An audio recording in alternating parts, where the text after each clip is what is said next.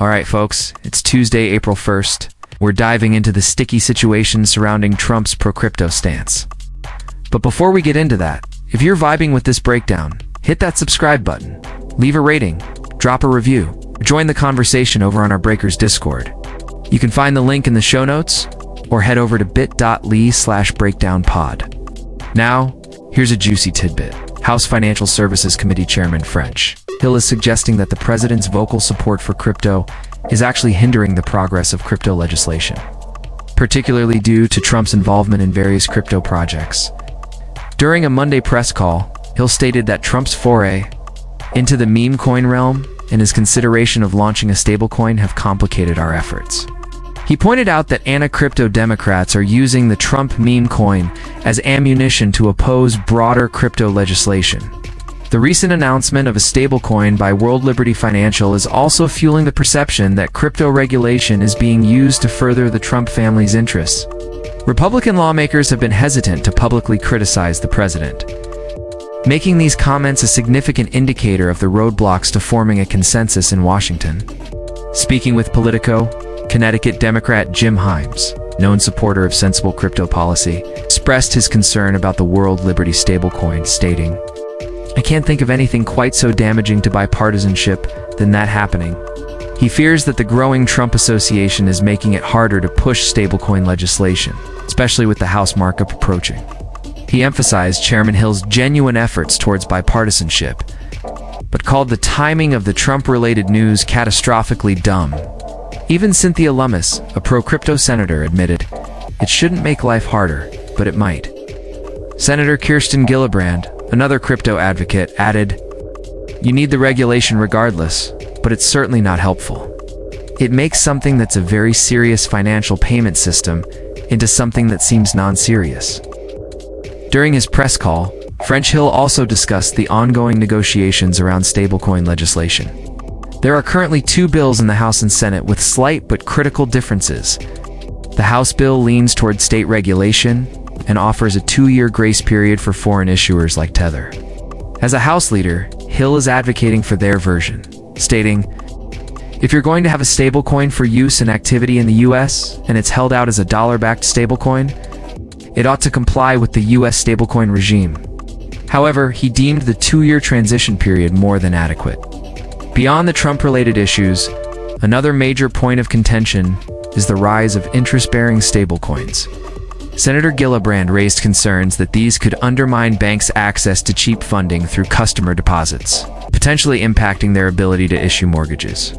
Reports indicate that this narrative is being pushed by the banking lobby, which also wants to ban commercial firms from issuing stablecoins and restrict non-bank issuers from accessing Fed infrastructure. Coinbase CEO Brian Armstrong defended on-chain yield in a blog post, arguing for a free market approach where both banks and crypto companies can share interest with consumers.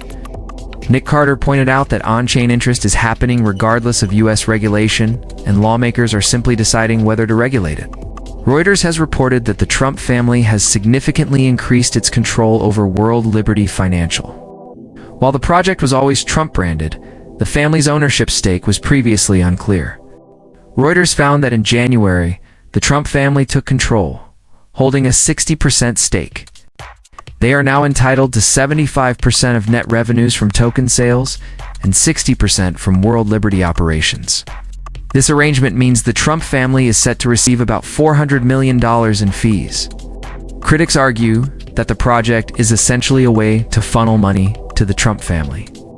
With Justin Sun investing $75 million through Tron, financial academics have also questioned the tokenomics, suggesting it excludes public investors from meaningful financial participation. In our world, we know tokens can pump regardless of value. But this lack of an investment case makes the project a lightning rod for criticism.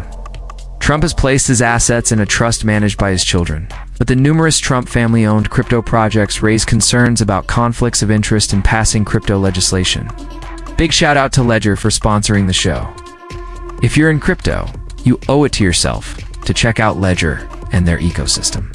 The crypto community might not care about Trump's crypto ventures if the market were booming. The Faustian bargain was always about balancing side projects with pro-crypto policies.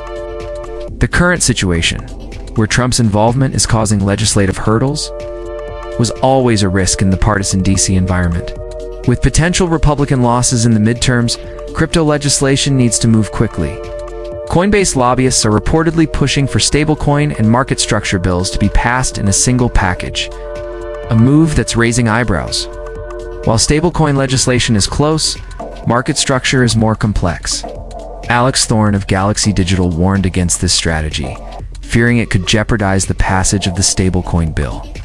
Christopher Perkins of CoinFund echoed this sentiment. Miller Whitehouse Levine, former CEO of the DeFi Education Fund, is launching a new nonprofit focused on educating Washington about Solana. The Solana Policy Institute will work with regulators and lawmakers to promote the network. Levine aims to provide a counter-narrative to the pump and dump and grift stories surrounding non-Bitcoin projects.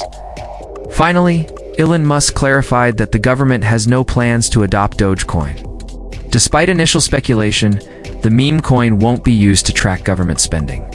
The token has retraced its gains since the announcement of Musk's Government Efficiency Agency. That's all for today's breakdown. Thanks for tuning in, and until next time, stay safe and take care. Peace out.